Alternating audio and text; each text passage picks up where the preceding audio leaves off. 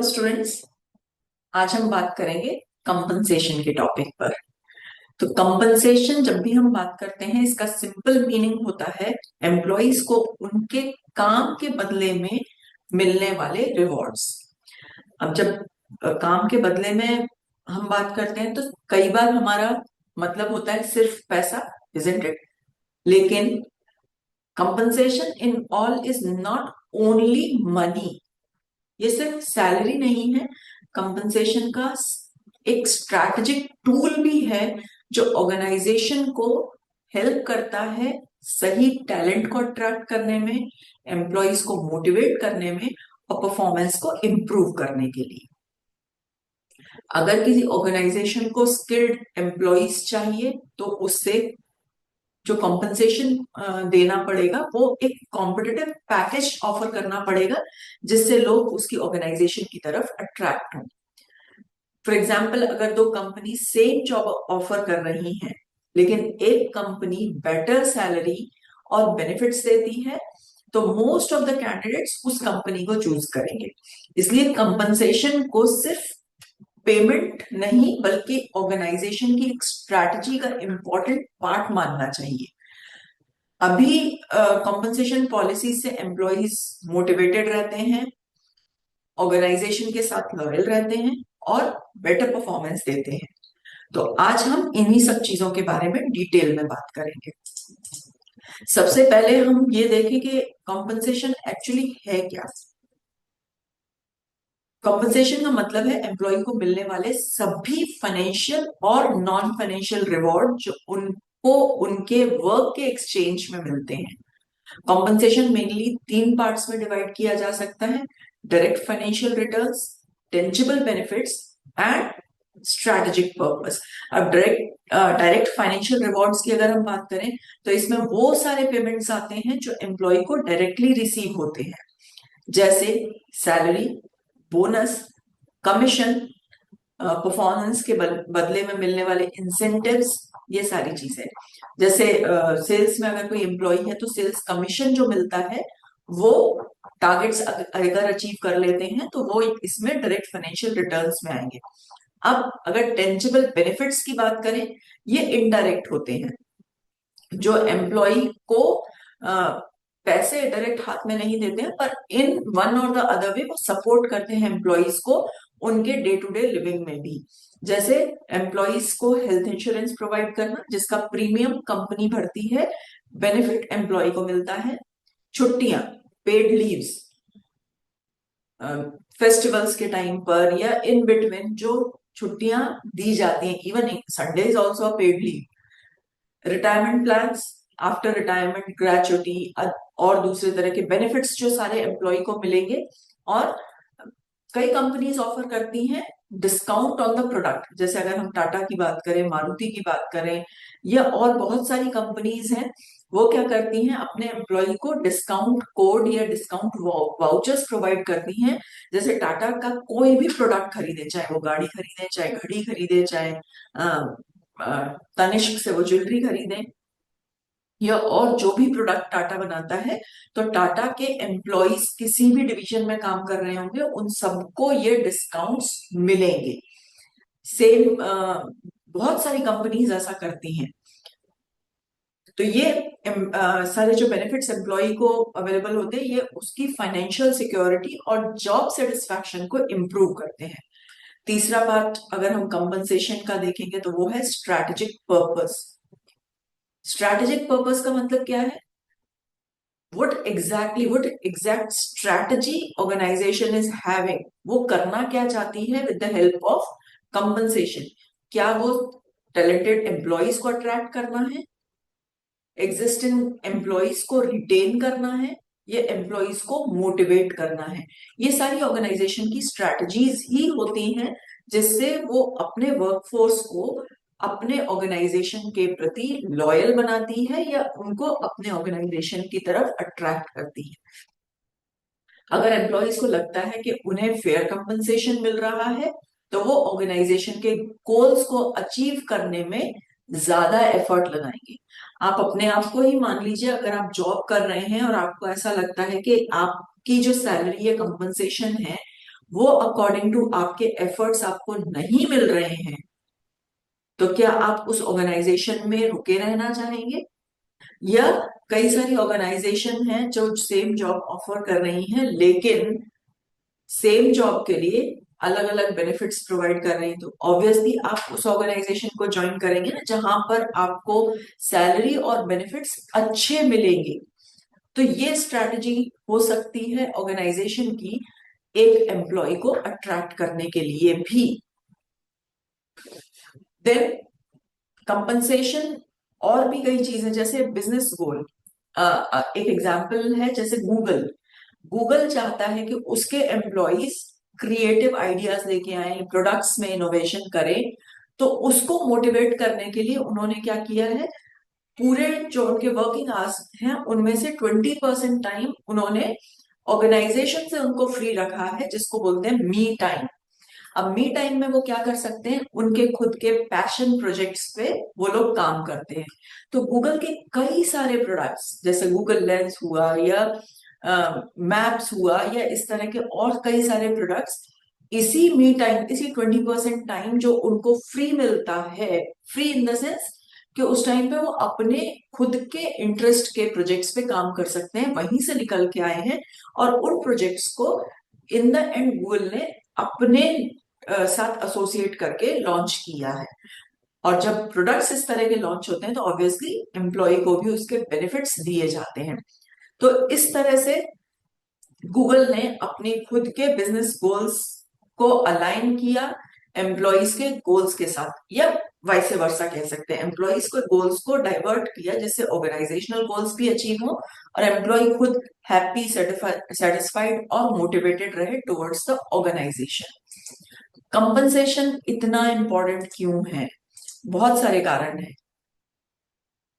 है ना, बहुत सारे कारण है। ये केवल इसलिए इंपॉर्टेंट नहीं है क्योंकि पैसा चाहिए, यस वो तो चाहिए ही सबको, लेकिन कंपनसेशन ऑर्गेनाइजेशन के लिए भी उतना ही इंपॉर्टेंट है, क्योंकि सही compensation, competitive packages talented employees को अट्रैक्ट करते हैं आपके ऑर्गेनाइजेशन की तरफ।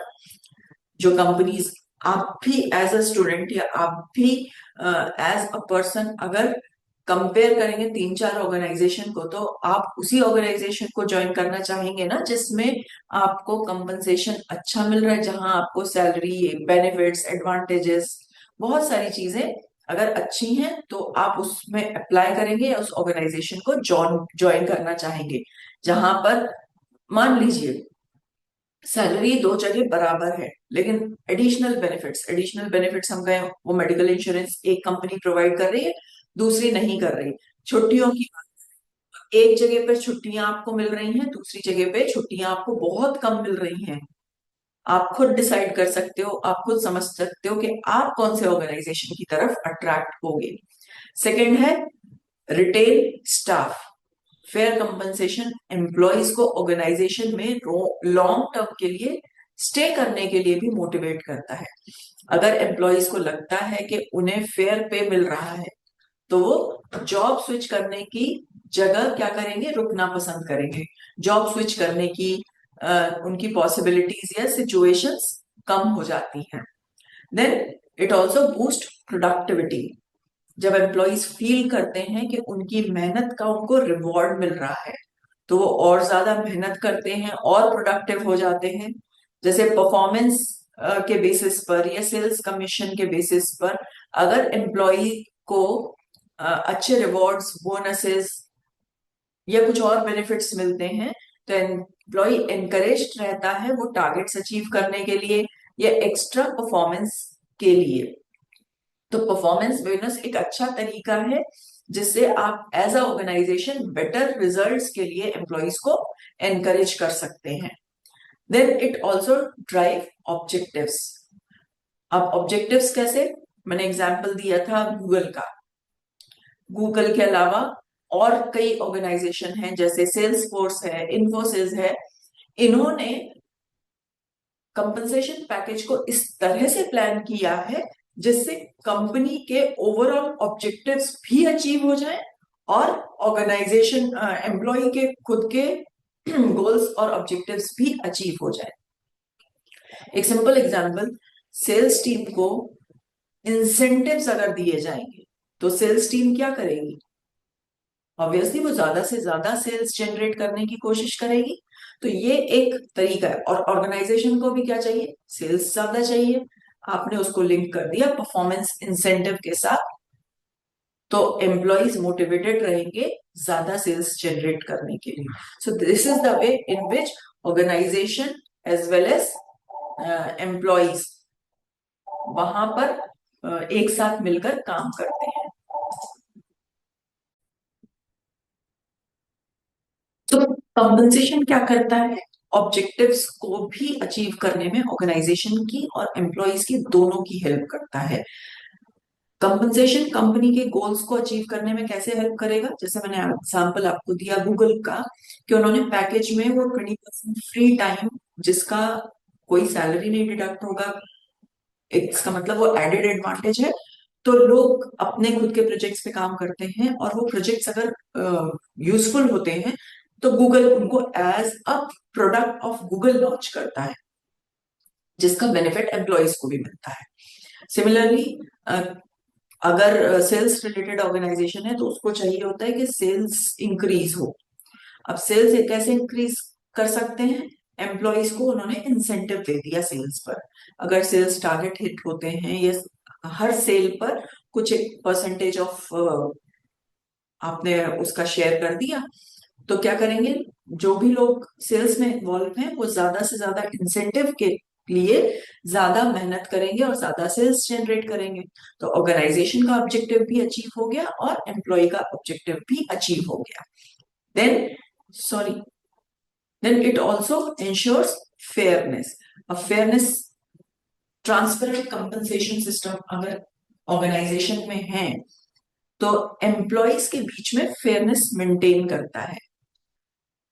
और इसके साथ ही लेबर लॉज और अलग अलग रेगुलेशन जो गवर्नमेंट के हैं, वो भी अगर ऑर्गेनाइजेशन कंपनसेशन में फॉलो कर रही है तो वो एक ट्रस्ट डेवलप करता है एम्प्लॉयज के मन में ऑर्गेनाइजेशन के प्रति। तो अगर लोगों को पता है कि कंपनसेशन किस बेसिस पर डिसाइड होता है, इंसेंटिव कब कैसे मिलता है, बोनस के क्राइटेरियाज हैं, तो ट्रस्ट डेवलप होता है लोगों का। तो ये सारे काम कंपनसेशन मैनेजमेंट के हैं। अब कंपनसेशन डिसाइड कौन करता है?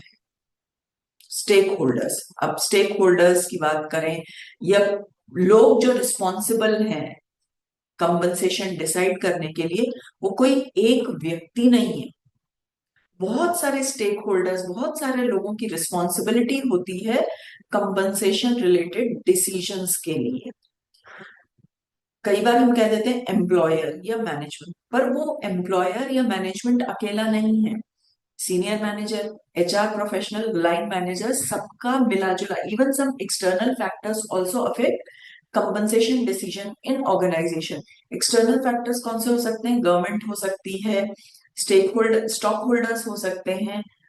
ये सारे लोग कंपनसेशन डिसीजन में कहीं ना कहीं अपना वैल्यू रखते हैं।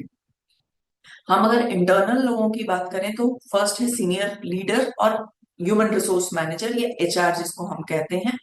ये लोग मिलकर ही कंपनसेशन की स्ट्रैटेजी डिसाइड करते हैं। और कंपनसेशन की जब स्ट्रैटेजी डिसाइड करते हैं तो ऑर्गेनाइजेशन का बजट, ऑर्गेनाइजेशन के गोल्स, कितना वर्कफोर्स है, ये सारी चीजों को भी कंसिडर किया जाता है। एचआर प्रोफेशनल जो एक्सपर्ट्स हैं इस फील्ड के, जो कंसल्टेंट भी कह सकते हैं, एचआर डिपार्टमेंट के होनहार लोग, कॉम्पिटेंट लोग, या जो पोजीशन होल्ड करते हैं, ऐसे लोग कंपनसेशन प्रोग्राम को डिजाइन करते हैं। और कंपनसेशन प्रोग्राम को डिजाइन करते टाइम ये इंश्योर किया जाता है कि सैलरी स्ट्रक्चर कंसिस्टेंट हो। कंसिस्टेंट से यहाँ मतलब है, जैसे किसी ऑर्गेनाइजेशन के अलग अलग जगह पर ब्रांचेस हैं, किसी का दिल्ली में ऑफिस है, फिर बेंगलोर में ऑफिस है, फिर इंदौर में है या जयपुर में है।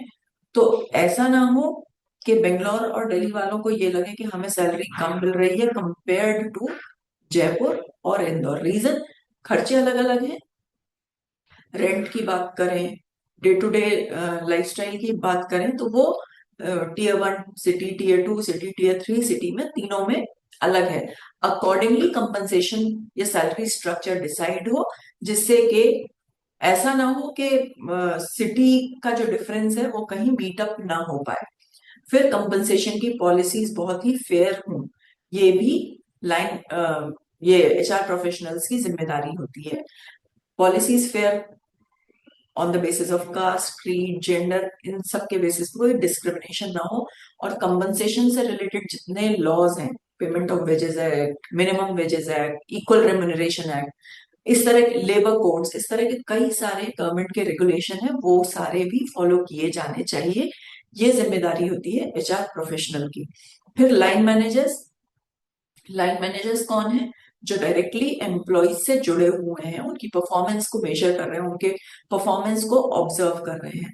अब ये लाइन मैनेजर्स का डिसीजन कहां पर इन्वॉल्व होता है? सैलरी इंक्रीज, बोनस, इंसेंटिव्स, ये सारी चीजें डिसाइड करने में ये लाइन मैनेजर्स हेल्प करते हैं।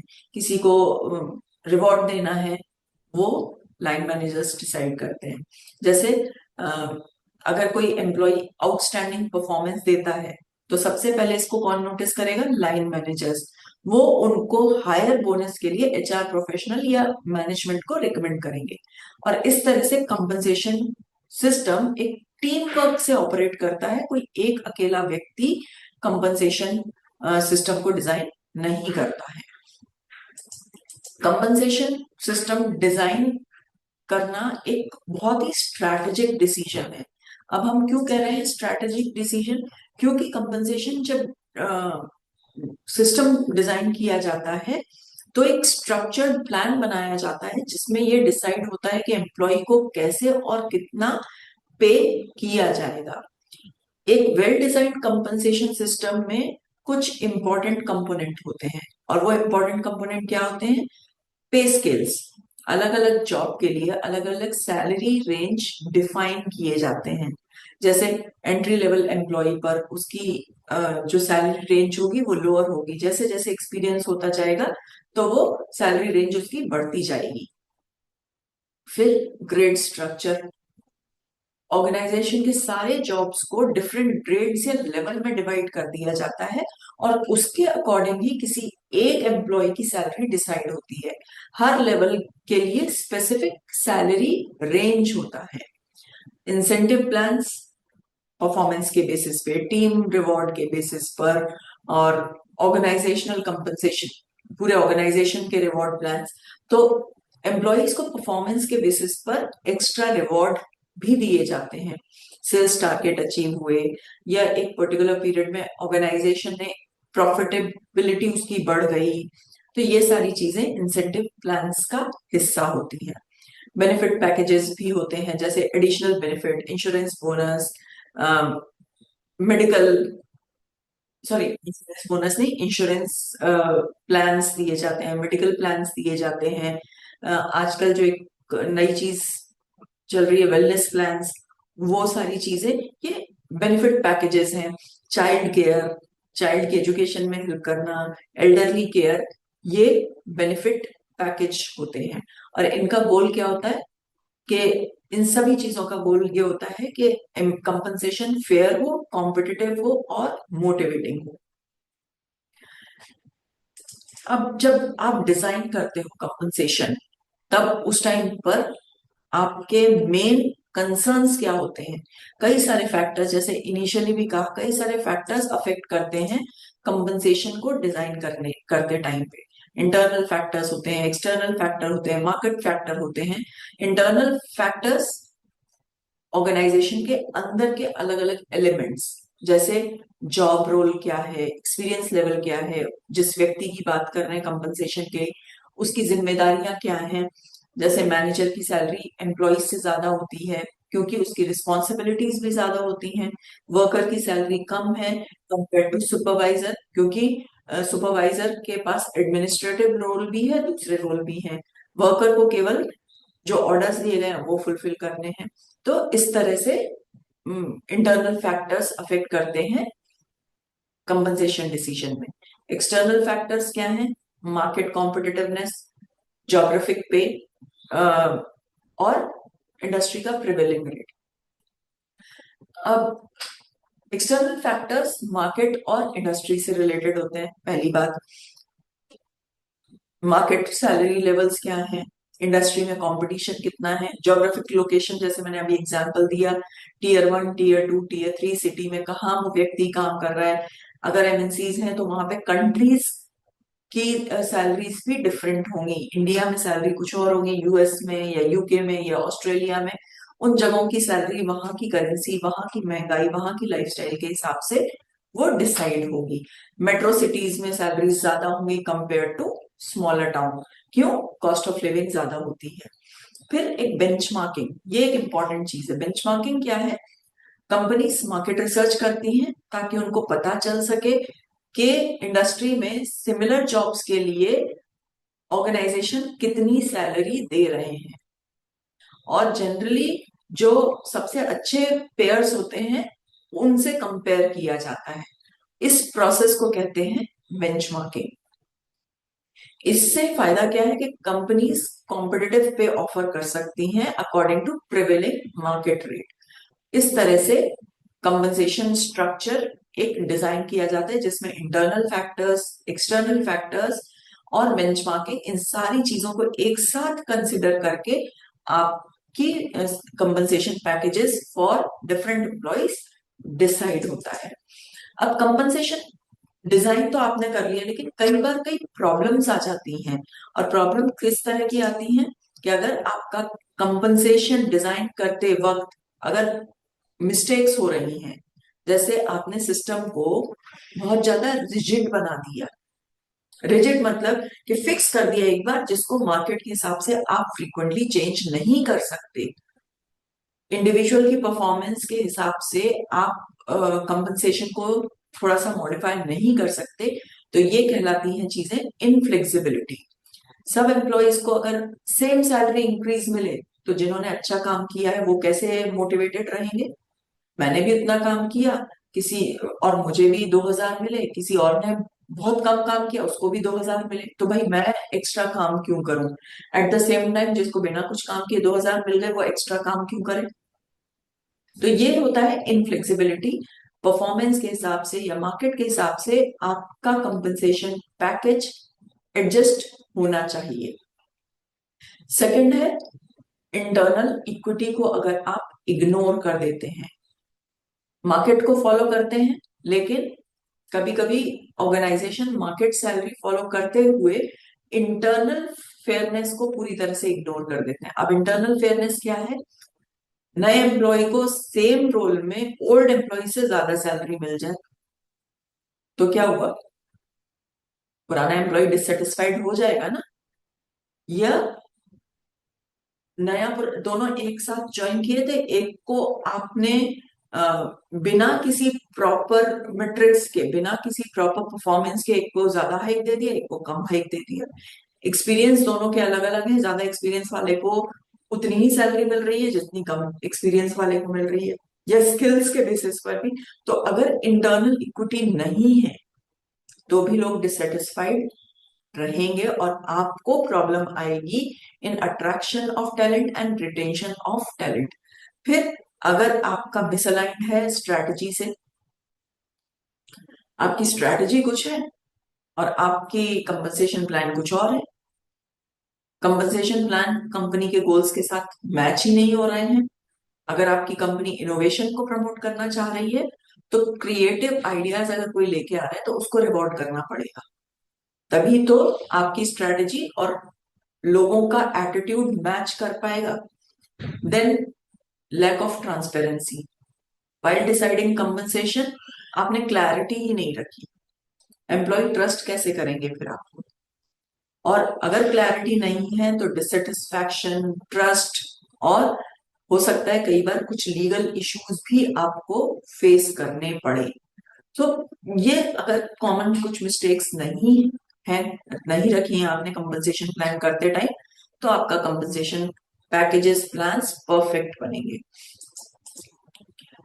कंपनसेशन प्लान के कुछ बिल्डिंग ब्लॉक्स हो सकते हैं, बहुत सारी चीजें मिलके एक कंपनसेशन प्लान बनाती हैं। सबसे पहला है पे स्ट्रक्चर्स। जॉब इवैल्यूएशन के बेसिस पर जॉब्स को डिफरेंट लेवल्स में ऑर्गेनाइज किया जाता है।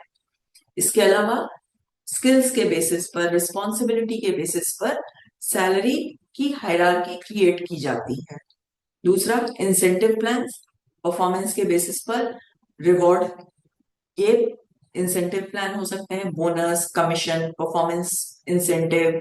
ये सारे जो इंसेंटिव प्लान्स होते हैं ये एम्प्लॉय को बेटर रिजल्ट अचीव करने के लिए मोटिवेट करते हैं।